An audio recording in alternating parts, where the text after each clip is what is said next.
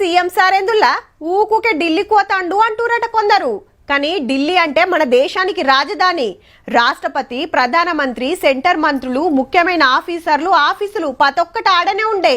మనకు కావాల్సినవి రావాలంటే ఉత్తగానే వస్తాయా? ఒక్కపారి కాకుంటే 2 మాటలు పోవాలి. తెచ్చుకోవాల్సినవి తెచ్చుకోవాలి, బాగా చెప్తా. అంతేగాని నాకేం గర్జు వాళ్ళే పంపాలంటే పంపుతారా?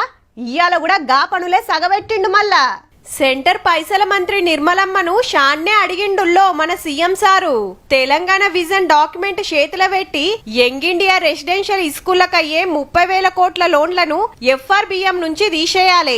4 లక్షల మందికి మంచి చదువుల కోసం పెట్టిన కార్యమని వివరంగా చెప్పిండు. అటెన్కా చదువుల మంత్రి ధర్మేంద్ర ప్రధాన్ సార్ తోటి మీటింగ్. హైదరాబాద్ లా IIM కోసం 200 ఎకరాలు ఇస్తాం, ఎంబటే పర్మిషన్ ఇయ్యాలని.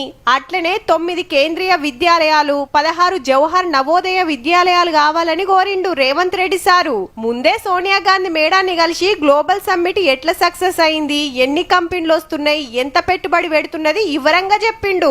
2 ఏండ్ల కాంగ్రెస్ ఏలుబడిలా పెట్టిన పథకాలు, నడుస్తున్న పనులు చెప్తే శబాష్ అని తారీఫ్ చేసింది మేడం.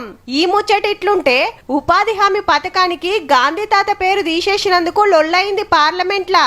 ఇన్నొద్దులు ఏడాదికి 100 రోజుల పనుంటే ఇంకో 5 రోజులు సెంటరోలు వెంచిరు గాని జాతిపిత పేరు ఎందుకు తీసేసుడు మీదనే మస్తు గడబడైంది. पंडित दीनदयाल उपाध्याय जी के विचारों पर आधारित गरीब कल्याण की कई योजनाएं